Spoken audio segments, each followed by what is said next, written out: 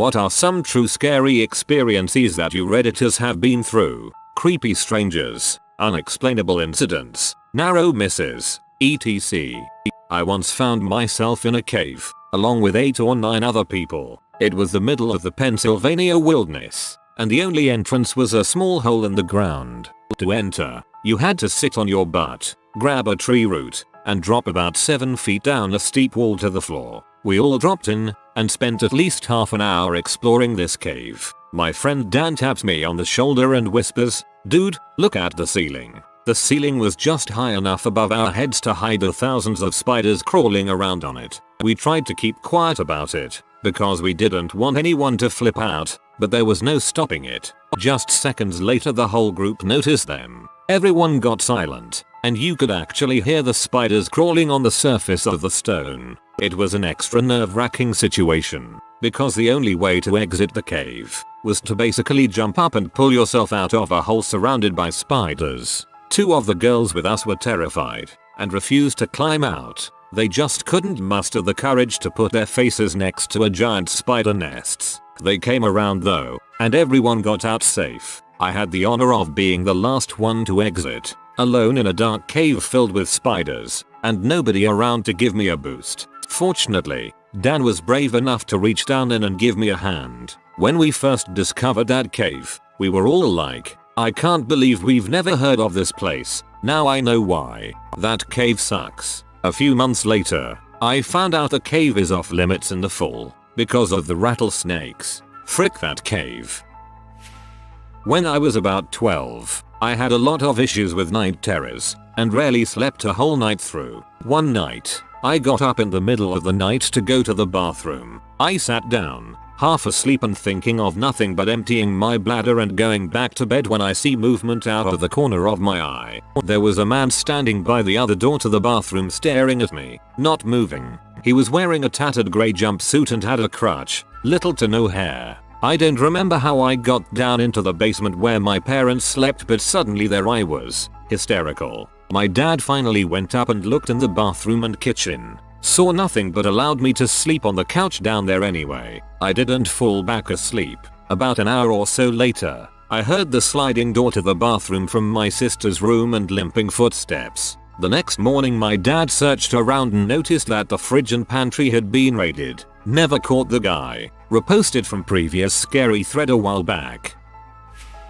I was driving home through back roads I had never been on and came across a bookstore in a tiny town in the woods. The bookstore was actually a house, where the front of the home had been converted into a store. There was a box on the porch that said .50 books, so I stopped to see if there were any Stephen King books in there. Middle-aged woman comes out with a huge smile and gives me a bowl of fruit and some tea. I'm like, "This place is awesome," and rifle through books while eating the fruit and downing the tea. Inside the store home, there were a lot of cool art books and stuff, so I spent some more time in there. She brought me more tea. Even when I said, "No thank you, that's plenty," she kept refilling. Gave me dessert too. Brownies and cookies. I didn't realize it at the time, but she was drugging me. It's hazy to remember the details, but at some point, she closed the shop, telling me to take my time looking at the books. She told me that she was going to go take a shower and was gone for a while. When I was ready to pay, I had to wander back through her house to find her. I found her in her bedroom. She was in bed. I'm pretty sure she was naked. At the time, I thought weird. She's watching an exercise video in bed, but later realized she was watching pee. You might think this is hot, but it isn't. She was my mom's age and had been telling me how she reminded me of her kids in college. So, not hot. I told her I was ready to pay, and she told me how to open the register. So I went and opened it, put in what I thought I owed, took out the change, and left. When I stumbled outside, a fire engine drove by, screaming with sirens. In the distance was the glow of a big forest fire, and the stars were being covered by smoke. A tall man on a horse watched the fire truck pass. He looked right at me, took a piece of wood or something out of his mouth, and said, "Town's burnin'." I swear to God I have a crystal clear memory of this happening, even though I'm sure it couldn't have. By this point, I guess I was seriously tripping balls on something. I'm not a drug guy, so I don't know what I had, but I was out of my mind and could hardly walk. I got back in my car and drove home along twisting roads on tall cliffs above the ocean. Twice I realized I was on the wrong side of the road. One of the times I realized this because a massive truck was headed straight for me, laying on the horn and flashing its lights. I kept thinking about how my car could be like an airplane and a submarine if I drove it off the cliff. I can't believe I made it home alive. Later I realized I was in that house for about 4 hours looking at books. At least that's what I hoped the heck I was doing. TLDR. A middle-aged woman drugged me, and I probably almost ended up as a gimp in her basement. I am an electrician, so I tend to get into undesirable places. For instance, I was under a house with a cordless sawzall to make a hole for a cooktop vent. I started to hear some scurrying noises and shined my flashlight towards the noise to find 3 cottonmouth snakes coming my way. Apparently primal fear makes me wield that saw like a freaking ninja. Me 3 snake 0. Not me but a friend of mine. Female, about 22 at the time, worked for Google Maps as some sort of surveyor or photographer. Google sends her and another female co-worker to some remote location in Mexico for a few days for business. The hotel they were staying at was apparently nice enough, but literally outside the walls of the hotel was a really rough ghetto with people living in boxes lining the streets. Anyway, the first day of the trip she and her co-worker are taking a taxi to the location they have to survey, and at a red light, some crazy guy opens the door, tries to pull my friend out and then starts stabbing her in the chest with a knife. The cab driver pulled away but not before she'd been stabbed 6 times. She survived but has pretty bad scars and has become a much different and quieter person since. When I was about 6 years old, I went to the seedy carnival that was set up in a mall parking lot with my dad and my grandma. We were waiting online for the infamous pirate ship ride. My dad got off the line to get us drinks. Maybe about 5 minutes later, a man grabs my hand and says, "Come on, this line's too long," and starts leading me away. I remember my grandma yelling after me, "Mel, that's not your father." I looked up and saw this man wearing a matching pair of faded denim jacket and jeans, cheap NASCAR sunglasses, and a firefighter's mustache. When he saw that my grandma was screaming, he let go of my hand and vanished into the crowd. We told these cops that were standing by their cars and they said they couldn't do anything. It actually bothered me for a very long time.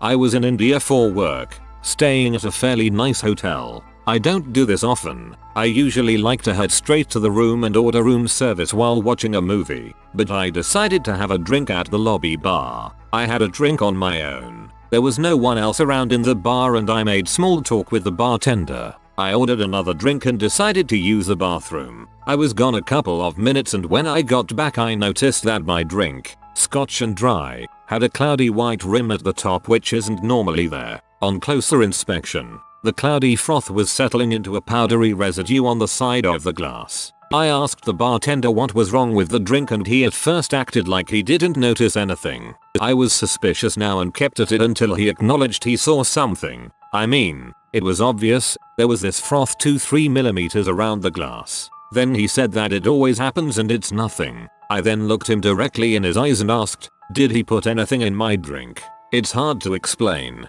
but his response, though it was no, told me everything I needed to know. So I made out like I was more curious than anything and asked him whether he would taste it. He said no and said he would pour me another. I declined and said I would drink it, but I just wanted him to tell me if it was off or not. All this while, there was this awkward vibe where we both knew the jig was up but we were pretending like this wasn't happening. I paid up and left the drink where it was, locked and latched my door, the whole time picturing myself lying in a bath of ice, sun organs. I always feel crappy when I make statements that could be construed as generalizations, but as a single American woman who's traveled alone in all sorts of countries, I can say hands down India is full of the sketchiest, grossiest, sexual assaultiest guys I've ever seen. It was a dark and stormy night. I was spending the summer in FL with an aunt and uncle. I left with my uncle to go get dinner and bring it home, and when we got back, house was strangely quiet. Their 3-year-old son quiet in his crib. Searched the house, could not find my aunt. Then we saw the 200-pound glass sliding patio door storm panel was missing. It had been flung out onto the patio and my aunt was under it. We freaked. It took both of us to lift it off her. She was convulsing, froth running down her face. I called 911. Uncle held her head. We figured it out over the next few hours days. Aunt had been closing the patio door, reached up to turn off the light switch, and the house and she both were struck by lightning. Went in her hand and out her nose. Later we found all her nose hairs were burnt. She had somehow been flung outside with the sliding door. She survived, had electrical tremors and symptoms for about 2 years. TLDR. Mother Nature can be a total B. I used to work graveyards at a Circle K in a northern CA college town. CA law states that no alcohol can be sold between 2-6 am. At about 2:45 am, a couple of guys come into the store, go to the cooler to grab a couple of 18 packs of crap beer. Coors, Keystone. Can't remember now. I tell the leader of the duo that it's after 2. I can't sell the beer to him. As he starts getting irate, I offer him a free coffee, soda, candy bar, but I can't sell the beer. Cops and management had been all over our asses for questionable sales. The leader gets the 1,000-yard stare in his eyes and proceeds to start reaching for the small of his back. At which point his buddy says, "Stop, man. It's not worth it." The leader smiled at me and winked and said "see you soon," and left. 2 days later I got fired for telling the regional dickhead that 2 people needed to be on that night, and a few other things, so my assistant manager had to cover my shift. That night he was robbed and had the crap knocked out of him by a guy that fit the description of the 2 I'd dealt with a few nights before. TLDR. Narrowly avoided getting a shotgun shoved in my face, but a friend wound up with it instead. Strange things are always afoot at Circle K. I was waiting at a red light at a 4-way intersection. It turned green. I looked over at a gas station and saw my friend pumping gas. I leaned out the window to give him the finger and yell at him. If I had just driven off I would have been killed by a guy who ran a red light doing at least 65. Saved by being in butthole. Backcountry skiing in some moderate fog. I thought I knew where I was going until it thickened up a bunch and I realized I really couldn't distinguish terrain features. White snow against a white fog backdrop. I was about to stop to figure out where I was until my eyes locked onto some sharp dark features that just materialized near my feet. I looked down just as I felt this floaty anti-gravity feeling and realized I was looking at not quite vertical cliff face that I had just lofted off of. I decided to just look like a boss, track out clear of the rocks, and stick the landing after what felt like a 200-meter fall only to have my ski ice bury in snow and just stick. I blew out both bindings and made a face-first snow angel in DE powder. I rolled onto my back to admire what was actually only a 8-10-meter fall and laugh my butt off. Made a face-first snow angel in DE powder. You made Scarface proud.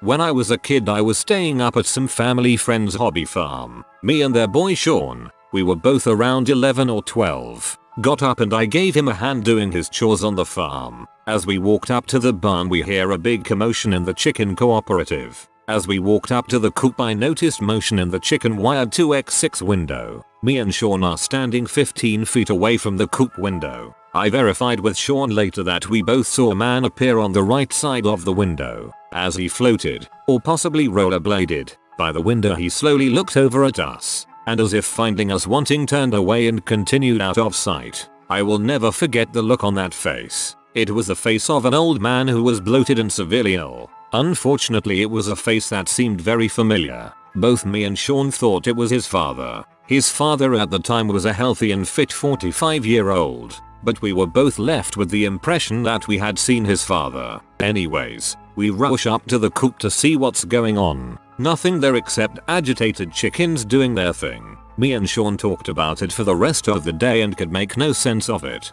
His dad had been gone running errands since 5 am and didn't return until later that afternoon. Me and Sean never talked about it after that day. In hindsight I can see it became taboo. I fell out of touch with Sean as I got older until I got a call from my parents to let me know that Sean's dad had passed away from cancer and gave me info on his service. The service was at the old hobby farm. Being there brought back a lot of memories, but I'm sure I wasn't thinking about me and Sean's spooky incident. My brain had filed that under miscellaneous long ago and forgot about it, right up until I saw a certain picture in a collection of images from Sean's father's life. The picture that caught my eye was one taken a few weeks before he passed. There he was holding his newly born granddaughter and I grew an FKNTU. He was the same man I saw looking over at me and Sean that happily forgotten day from our childhoods. No doubt about it. When I saw the face I was immediately transported back to that moment. All the smells and doubts and fears.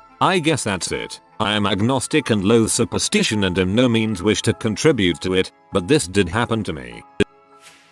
I live in NYC and work the graveyard shift. I get out about 4-5 am every night. So I'm on the subway and I jump on the one train and there is this guy sitting alone with a fedora and a trench coat. We're the only two in the car. I look at him right before I step on and we make eye contact. His eyes are bloodshot and crossed and I hesitate right before getting on and he notices clearly. I get on anyway and walk down to the complete opposite side of the car. I'm bigger than him. He's a small fat, pale white, middle-aged bald guy, but he is just staring me down and hasn't taken his hands out of his pockets. He has his eyes locked on me and it's making me uncomfortable, so I just turn and start staring at him, thinking he might look away quickly. Instead, he stands up. I immediately stand up too and we are just standing at either end of the car looking at each other. As we're pulling up to the next stop, I walk up to the door like I'm getting off. The car stops and the doors open. Still no one in sight. And I jump off the train.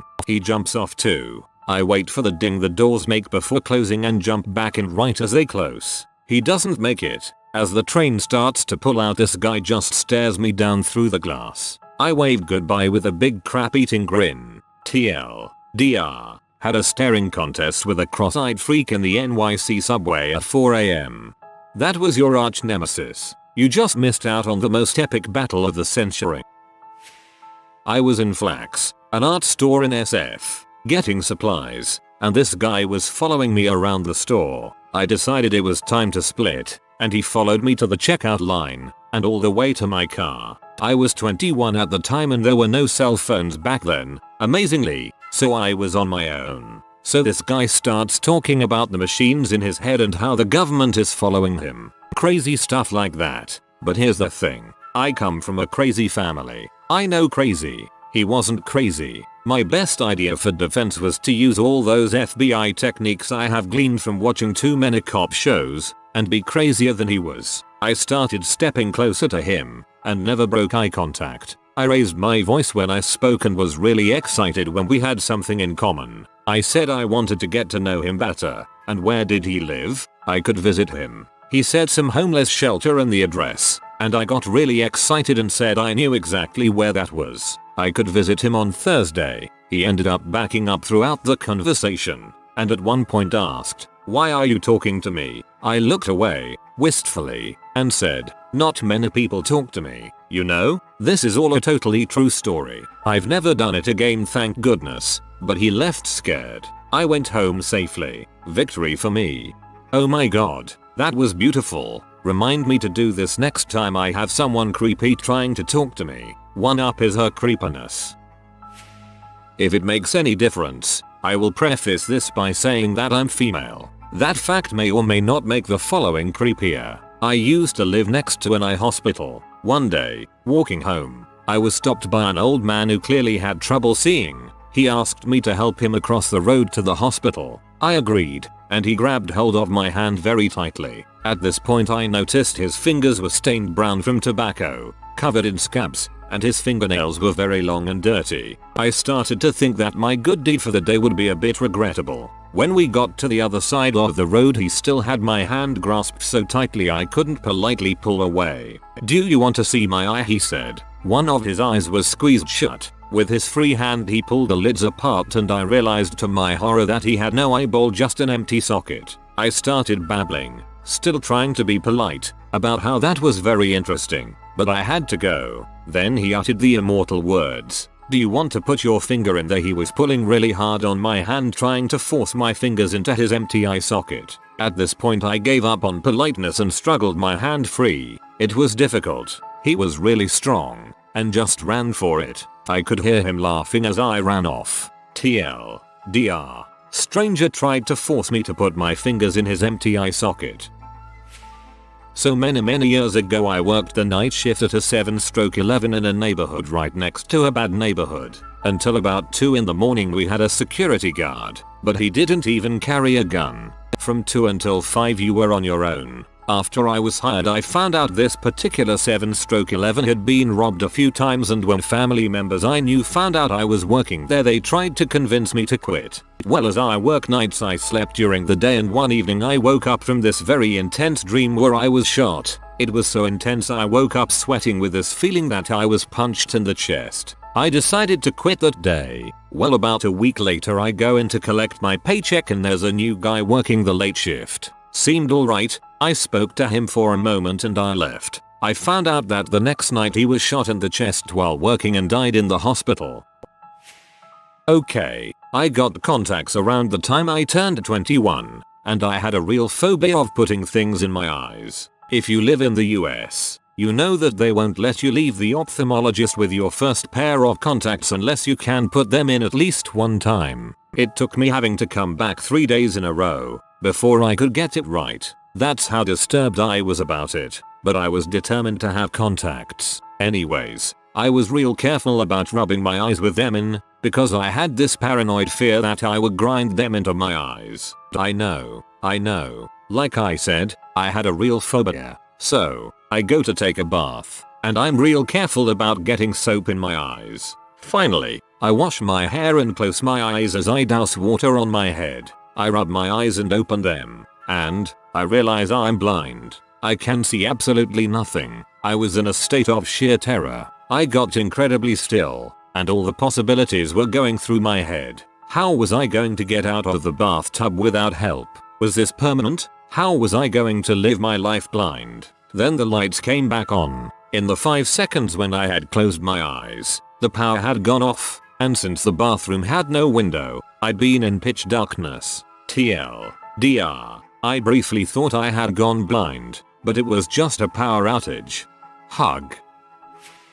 I must have been but 11 when my family was headed down to a neighborhood pool party. My mom and I were bringing a dish inside while my brothers, unbeknownst to my mother, went down to the pool and hopped in. It was crowded in the pool and wasn't shallow enough for my brothers to stand. They were drowning right there next to everybody. They weren't even 5 or 6 yet. My mom walked out onto the pool deck looking for them and was shouting as she ran to the pool side, and everything was panicked and oh my god, adrenaline, crying, breathing, crying. It's terrifying when anybody that you love, or any child for that matter, suddenly goes missing or is in danger like that.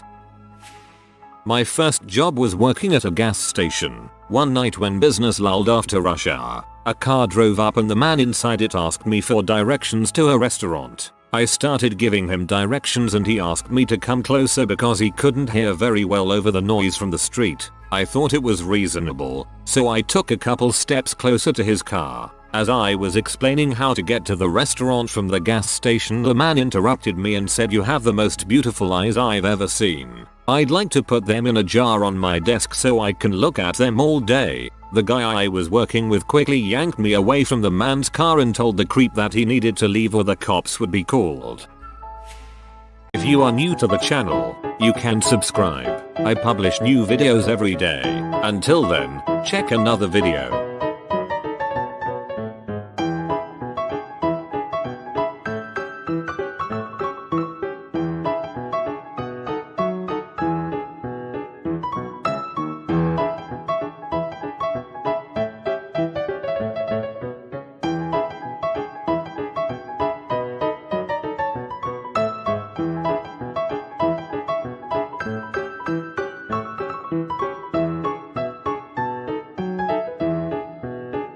Bye for now.